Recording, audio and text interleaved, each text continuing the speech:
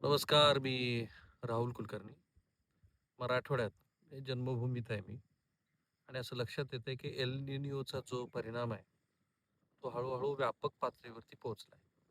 म्हणजे माझ्या डाव्या आणि उजव्या बाजूला, माझ्या मागच्या बाजूला सोयाबीनची शेती आहे. थोडासा डोंगराळ भाग आहे आणि त्या शेतीमधली पिकं हळू करपू लागली. ऊसाची पण तशी स्थिती आहे आणि म्हणून जे लोक हवामान विभागाबद्दल टिंगल करत होते, त्यांना तेव्हाही मी म्हटलं होतं, की हवामान विभागानं पाऊस पडणारच नाही असं सांगितलेलं नव्हतं. पाऊस येईलच. तो या पृथ्वीच्या निर्मितीपासून आज तागायत असं झालेलं नाही, की पाऊस आलेला नाहीये. ते निसर्ग चक्र आहे. नैऋत्य मोसमी वारं हे वाहतच असतं. फक्त त्यांनी हे म्हटलं होतं, की असमान पावसाचं वाटप होईल. मी पश्चिम महाराष्ट्र उभा आडवा फिरतो. मराठवाडा तर माझी जन्मभूमीच आहे आणि विदर्भामध्ये पण अधून-मधून जाणं होतं. नाशिकमध्ये लवकरच जाणार आहे. तर या सगळ्या प्रादेशिक भागातला पावसाचा असमान वाटपाचा भाग लगेच लक्षात येतो.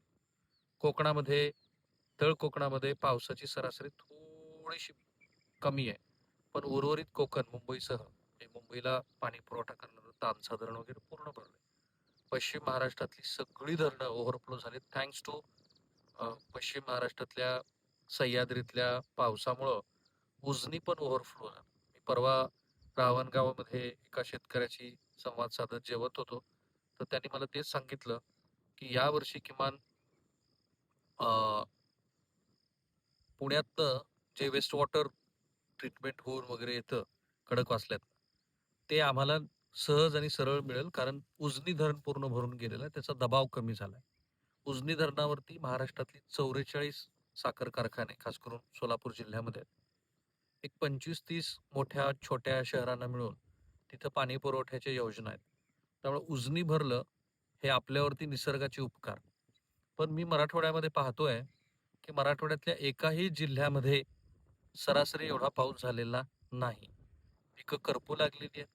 विदर्भामध्ये पण तशीच परिस्थिती आहे आणि आता तुम्ही माझ्या मागं बघत असाल, तर ज्याला ग्राम्य भाषेमध्ये हवा भुकणं किंवा हवा वाहत राहते, हवा भुकत राहते असं जे म्हणतात, ते तसं सध्या सुरू आहे. हवा येतेय, ढग आहेत, पण पाऊस नाहीये.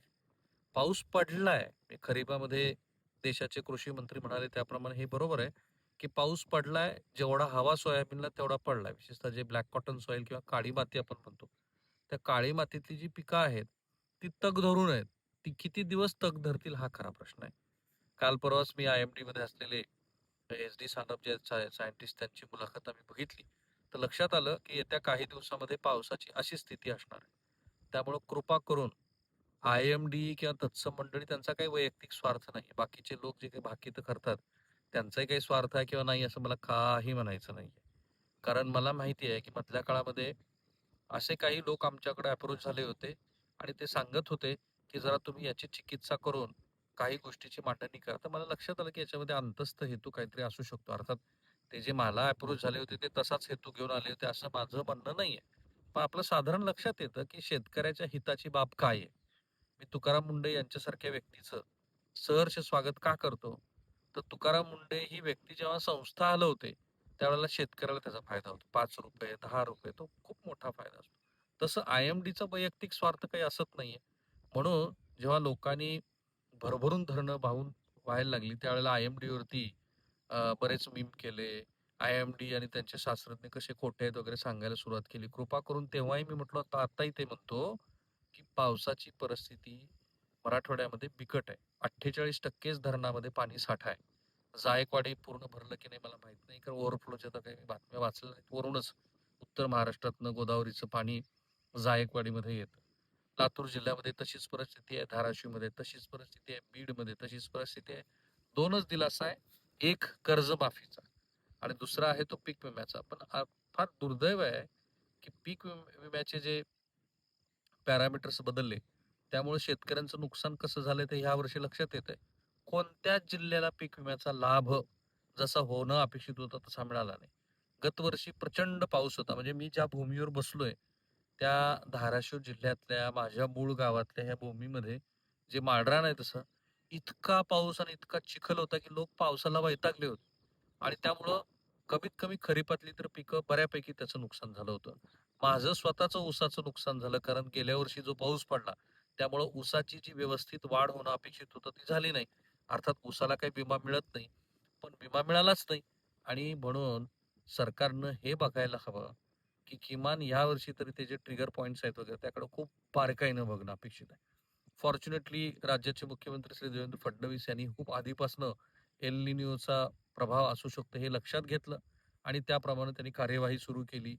पण मला हे माहिती नाहीये, की मराठवाड्यासाठी काही वेगळा डिझास्टर मॅनेजमेंटचा प्लॅन आत्तापासून बनतोय. हां, हे खरं आहे, की अजून 2 महिन्याचा कालावधी आहे. जर कमी दाबाचे पट्टे बे ऑफ बेंगॉलमध्ये निर्माण झाले, तर जो परतीचा पाऊस साधारणपणे आता गणपती बाप्पाचं आगमन होतं त्यावेळेस वेळेला मराठवाड्यामध्ये पाऊस येत असतो.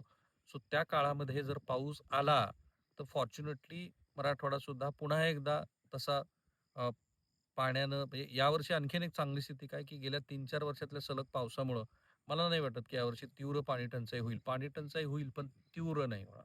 सो परतीच्या पावसामध्ये जर काही चांगलं पुन्हा निसर्गाने संकेत दिले, कुठे कमी दाबाचे पट्टे तयार झाले, जसे 2 कमी दाबाचे पट्टे तयार झाले आणि त्यांनी ताम्हिणी आणि महाबळेश्वरला रेकॉर्ड ब्रेक पाऊस केला. अहो, किती पाऊस! तर भारतात सर्वात जास्त पाऊस ताम्हिणीमध्ये पडलाय. म्हणजे ताम्हिणी आणि रायगड आणि बाकीच्या उर्वरित कोकण किनारपट्टीला जोडणारा सगळा भाग दीर्घकाळ बंद होता. महाबळेश्वरमध्ये विक्रमी पाऊस पडलाय. हे केवळ कमी दाबाच्या पट्ट्यामुळे होतं आणि कमी दाबाचा पट्टा हा काही आय-एम-डीला विचारून होत नाही. What I-M-D can do, they will only predict for the shorter and longer version. That what they did.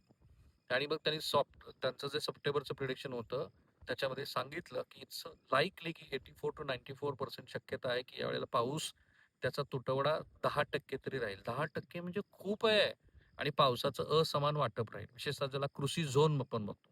Fortunately मध्य प्रदेशमध्ये जो कृषी झोन आपला मध्य भारताचा भाग आहे, ज्याच्यात मराठवाड्याचा बहुतांश भाग येतो, त्या भागामध्ये पाऊस न पडल्यामुळं बरीच अडचणी होतील असं म्हटलं होतं.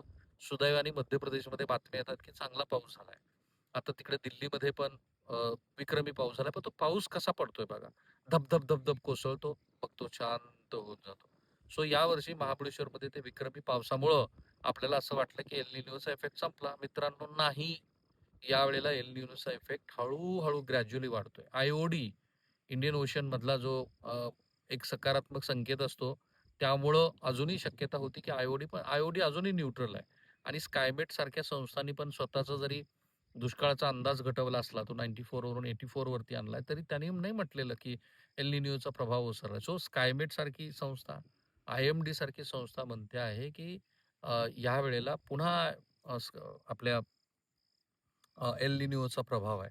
सो आपण काय करू शकतो? नंबर 1 आता पीक विम्याच्या तारखा मला वाटतं अजूनही संपल्यात माहीत नाही मला, की एक्सटेंड झाल्यात की नाही. कारण ते माझं पण माझ्या कुटुंबातले इतर सदस्य ते पाहतात आणि त्यामुळे जर तारखा असतील पीक विम्याच्या, तर मला असं वाटतं, की त्या तारखांचा लाभ शेतकऱ्यांनी घ्यावा आणि जर त्या तारखा संपल्या असतील, तर सरकार त्या दृष्टीनं जर लाभार्थ्यांची संख्या कमी असेल, तर वाढवण्याच्या दृष्टीनं सरकारनं विचार करावा.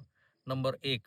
नंबर 2 कंटिन्जन्सी प्लॅन आपण म्हणतो, त्याचं आत्तापासून तयारी करणं आवश्यक आहे. कारण यावेळेला आपण बघतोय, की साखरेचं उत्पादन जे दरवर्षी होत असतं, त्याच्या तुलनेनं गतवर्षी साखरेचं उत्पादन चांगलं होऊन सुद्धा पुरवठा साखळीमध्ये विचित्र परिस्थिती निर्माण झाली. कारण ब्राझीलचा सगळा साखरेचा कोटा हा ऑलमोस्ट इथेनॉलकडे गेला आणि आपण इथे इथेनॉलवरती वाद घालत बसलो. हे दुर्दैव आहे आपलं, की विज्ञान न समजून घेता लोक काहीतरी टवाळक्या करत राहतात. माझा स्ट्राँग सपोर्ट आहे इथेनॉलला. श्री नितीन गडकरी यांच्या भूमिकेला. बघा नितीन गडकरी यांच्या साखर कारखानदारीला फायदा होण्यासाठी नंबर 1 आणि नंबर 2 चे नेते भारतीय जनता पार्टीतले हे नितीन गडकरीला मदत करतील ह्याच्यासारखा तर जोकच नाही. सो मी नितीन गडकरी यांच्या भूमिकेला यासाठी पाठिंबा देतो, की ते आवश्यक आहे. हे इथेनॉल आवश्यक आहे. आज परिस्थिती निर्माण काय झाली ते ब्राझीलमध्ये इथेनॉलला पाठिंबा दिल्यामुळं जागतिक पुरवठा साखळीमध्ये साखरेचा प्रश्न गंभीर होऊन बसलाय आणि म्हणून साखर आज ₹82 किलो आहे. लगेच आरडाओरड सुरू झाली. मला फक्त एवढंच म्हणायचं आहे, की हे जे साखरेचं विचित्र प्रमाण तयार झालंय, त्याच्यात ह्या वर्षीच्या ह्या दुष्काळी परिस्थितीचा, किमान टंचाई परिस्थितीचा आणखी त्याच्यामध्ये भर पडू शकते. आशा आहे, की दिवाळीच्या तोंडावरती साखर कारखान्याचा हंगाम सुरू होऊन नवीन साखर बाजारपेठेमध्ये येईल आणि साखरेच्या दरामध्ये जो ताण निर्माण झालाय, तो कमी होईल. मी त्याला घोटाळा वगैरे म्हणणार नाही, कारण ॲज लाँग ॲज त्याच्यात काही प्रूव्ह नाहीत. हां, हे खरं आहे, की श्री राजू शेट्टी हे जाणकार कृषी नेते आहेत. त्यांनी म्हटलंय, की 20,000 कोटीचा हा घोटाळा आहे. मला एवढंच म्हणायचं आहे, की जो काही लाभ आता साखर कारखान्याला झाला असेल, नसेल, झाला असेल तर तो त्यांनी शेतकऱ्यांना द्यावा, ही परिस्थिती पाहू. आज मी मराठवाड्यातल्या ह्या भूमीवर संभाजीनगरपासून बीड, जालना आणि धाराशिव ह्या 4 जिल्ह्यामध्ये तर बघतोय, की दुष्काळाचं किमान टंचाईचं सावट तरी ह्या वेळेला आहे. त्यामुळं कृपा करून आय-ओ-डीचा प्रभाव कमी झालाय वगैरे असं कोण म्हणत असेल, धो-धो पाऊस पडत असेल वगैरे असं म्हणत असेल, तर त्यांच्याकडे लक्ष देऊ नका. तुमचा स्वतःचा वैयक्तिक पातळीवरचा पण कंटिन्जन्सीचा प्लॅन तयार ठेवा.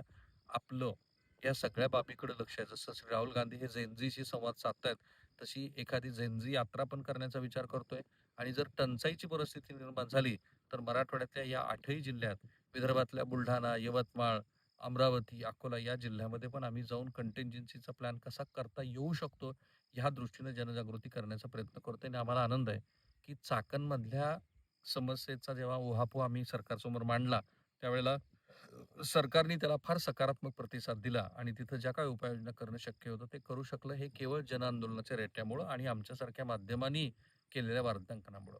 तसंच वार्तांकन या संभावित टंचाईच्या वेळेला आपण करू.